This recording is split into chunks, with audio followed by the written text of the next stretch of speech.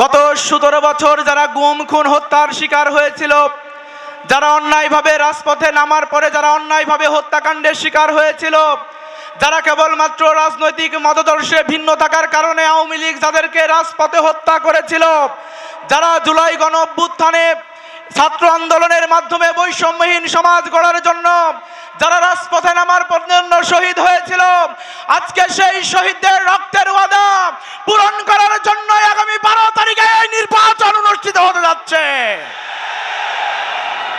সম্মানিত উপস্থিতি, ইতিমধ্যে একটি দলের মাথা ব্যথার কারণ শুরু হয়ে গেছে আমাদের মায়েরা এবং বোনেরা। আপনারা দেখেছেন আমাদের মায়েরা এবং বোনেরা যেখানেই যায় সেখানেই তারা বাধা প্রদান করে।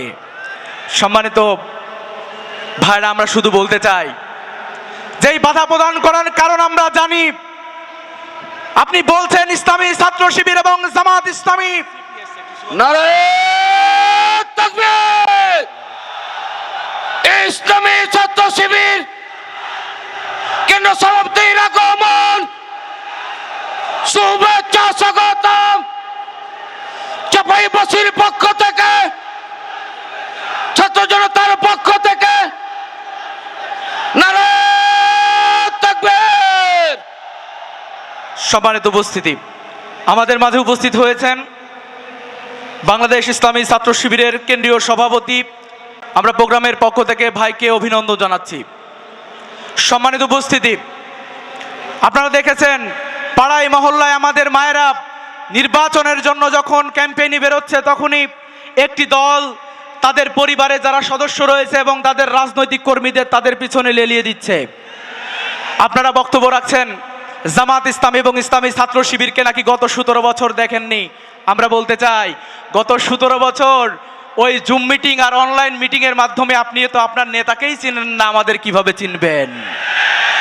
আমরা ছোটবেলায় একটা গল্প পড়েছিলাম, সিংহ এবং ইঁদুরের গল্প। আপনারাও হয়তো পড়েছেন যে ঘুমন্ত সিংহকে মাঝে মাঝে ইঁদুর এসে একটু কানের মধ্যে চুলকানি দেয়, একটু ট্রাই করে যে সিংহের ঘুম ভাঙা যায় কিনা। আমরা জানি আপনাদের দলের মহাসচিব বক্তব্য দিয়েছেন এই নির্বাচন বন্ধ হতে দেওয়া যাবে না। আমরা বলতে চাই, আমরা নির্বাচন হোক, সুষ্ঠু নির্বাচন হোক, সেটার জন্যই কাজ করছি। বরং আমরা এটাই জানি, এটা ইতিহাস গ্রহণ করে আপনারা যা বলেন তা করেন না, যা করেন তা বলেন না। আপনারা বলেছেন নির্বাচন বন্ধ করবেন না, সুতরাং আপনাদের ষড়যন্ত্র হলো 12 তারিখে আপনারা নির্বাচন হতে দিতে চান না। আমরা বলতে চাই, জুলাই গণ অভ্যুত্থানের সময় দলের মহাসচিব বলেছিলেন জুলাই গণ অভ্যুত্থানে আন্দোলন ছাত্রদের আমরা এর সাথে সম্পৃক্ত নই। কিন্তু আমরা দেখলাম জুলাই গণ অভ্যুত্থান যখন সফল হলো, ছাত্র জনতা জীবন দিল, তখন আপনারা উঠে পড়ে লেগেছেন এই আন্দোলন নাকি আপনার দল এবং কর্মীরা করেছে। ভাইরা আমার, আমরা বলতে চাই, একটি বিশেষ ছাত্র সংগঠন আমাদেরকে বলছে যে ছাত্রলীগ এবং আওয়ামী লীগ তো দিল্লিতে পালিয়েছে, তোমরা পালানোর জায়গা পাবা না। আমরা বলতে চাই, যেই মাটিতে আমাদের শহীদ শীষ মোহাম্মদ, যেই মাটিতে আমাদের শহীদ আমিনুল ইসলাম, যেই মাটিতে আমাদের শহীদ রফিকুল ইসলাম, যেই মাটিতে শহীদ শান্ত, যেই মাটিতে শহীদ উসমান হাদি ভাই, সেই মাটি ছেড়ে জামাত শিবির কোথাও যাবে না ইনশাআল্লাহ। কোথায় কোথায় বলেন 12 তারিখ, 12 তারিখে কি? আমরা মনে করি 12 তারিখে সুষ্ঠু একটি নির্বাচন হবে।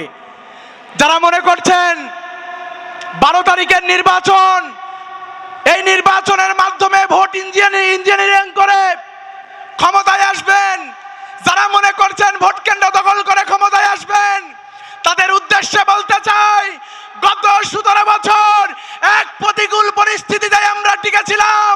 আমরা মনে করি যদি বাঁশের লাঠি নিয়ে কেন্দ্রে অবস্থান করতে হয়, জনতা সেটাই করবে, ভোট চোরকে ভোট চুরি করতে দিবে না। ভাইরা আমার, পরিশেষে বলতে চাই, জামাত ইসলামীকে নিয়ে যেই ষড়যন্ত্র করা হয়েছে, এই ষড়যন্ত্রের কারখানাতে দিল্লিতে, তা আমরা ভালোভাবেই জানি।